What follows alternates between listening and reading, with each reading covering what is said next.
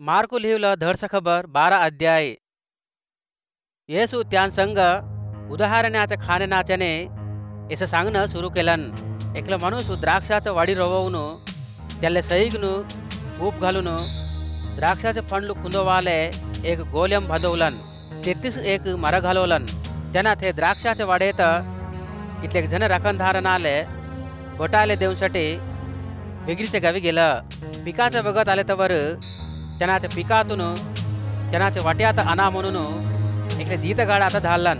पण ते रखणधार त्यांना आता भेटवून मारून रित्या हातानं आखून धाडून दिला. हे होल्यापायी त्यांना अजून एकलं जीत गाडात धाडलन. त्याची डोई फोडून अवमानिंचला. त्यांना अजून एकलं जीत गाडात सुद्धा धाडलन. त्यांना आता मारून टाकला. त्यांना आणि इथले जनात धाडलन. पण ते रखणधार त्यांत इथले जनात मारला आणि इथले जनात मारून टाकला. अजून त्यांना ते लढा ते लेखापर शिवाय धडाले कोणीच नाही त्याले त्यांना ते लेखाले मर्यादा देतात म्हणून आखरीले त्यांना ते लेखात सुद्धा धाडलन. पण ते रखणधार येणंच वारा सोडू येणात मारून टाकाय तवर हे आस्ती अक्क आम्हाला दाखवते म्हणून एकल्या संघ एकली बोलून घेतला. त्यासाठी हे रखणधार त्यांना आता भेटवून मारून टाकून द्राक्षाच्या वाडे बाहेर टाकून दिला. तवर ते द्राक्षाच्या वाड्याचं मालकधार काय करते येऊन ते रखणधारनात मारून टाकून ते वाड्यात दुसरे नाले बटायला देते. लेखनालात असं लिहून आहे, हे तुम्ही नाही चोदवा की घर बांधाचं नाही बने म्हणून टाकून दिला गोटा मूल्याले मुख्यम होलो गोटा होलो असं प्रभू केलन. हे अद्भुत मात आम्ही डोरभर देखटलो. हे उदाहरणाची खाणे हमा गुरजून सांगलन म्हणून ते योधुలు चोवून घेऊन त्यांनात बंदींचासाठी वाट देखत राहिले.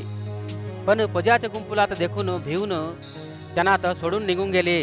हे होल्यापायी येसू तर गोठीनात भेटवा म्हणून इथले जन परिचयुलातना हेरोदू राजाकडे राहायच्या नात त्यांना जवळ धाडला.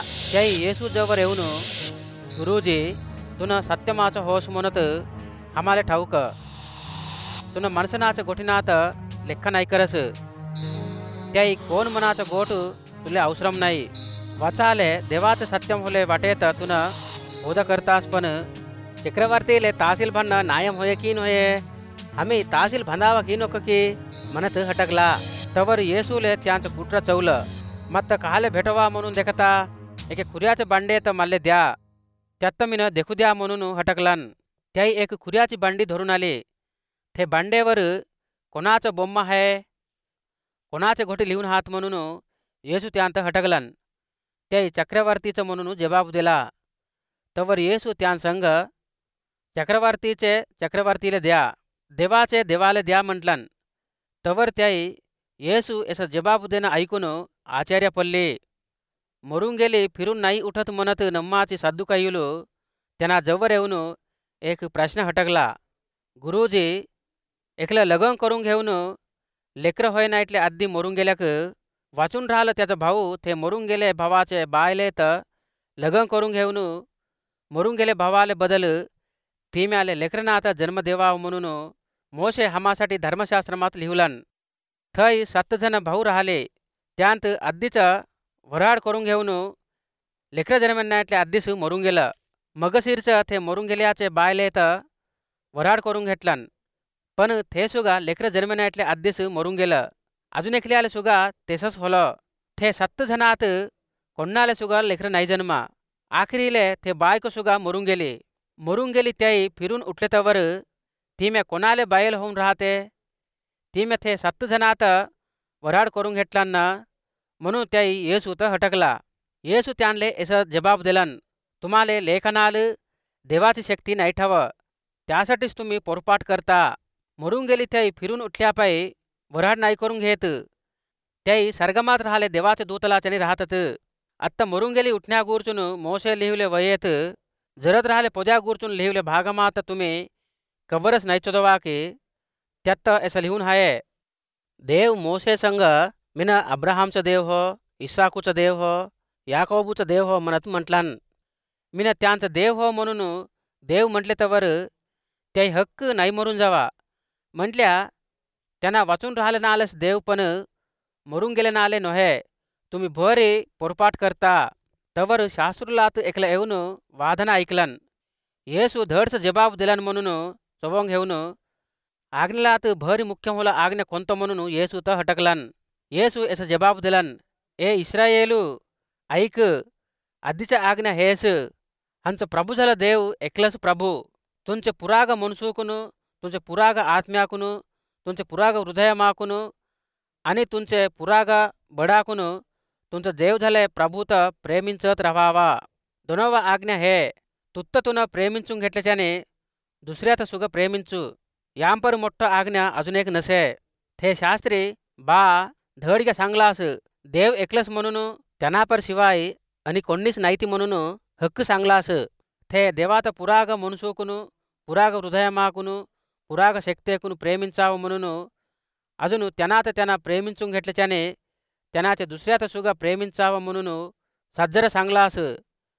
हे दोन आज्ञेल अर्पण अख्यांपन पोले अख्यांपर भरी मुख्यम होले होत म्हणून म्हटलन. त्यांना तेलवेकून सांगलन म्हणून येसू चवंग घेऊन त्यांना संग तुन देवाचे राज्यमाले दूर नसस म्हटलन. ते होल्यापाई त्यांना तर प्रश्नाला हटकाले कोणालेच धैर्यम नाही पुरा. येसू देवाचे गुडेत बोध करत असं म्हटलन, क्रिस्तू दावीदूचं लेख म्हणून शास्त्रुल कहाले म्हणतात. दावीदू त्यानंच पवित्र आत्म्याकून बोलवत असं म्हटलन, प्रभू माझे प्रभू संग तुझे पगधारनात तुझे पयनाखाल तू ठेवतोगा, माझे उजव्या हाताकडे बसू म्हणून सांगलन. दावीदू त्यानंच त्यांना तर प्रभू म्हणून बोलावलन ना. तेसंटे तवर क्रिस्तू दावीदूले लेख कसं होते म्हणत हटकलन. तवर ते तरहाला इटलं प्रजाचा गुंपू कितिक्की संभ्रमाकून त्यांनाचे गोठी ऐकला. अजून येसू कितिक्की विषयाలు बोध करत असं म्हटलन, शास्त्रुलाचे विषयमात जागृतगा रहा.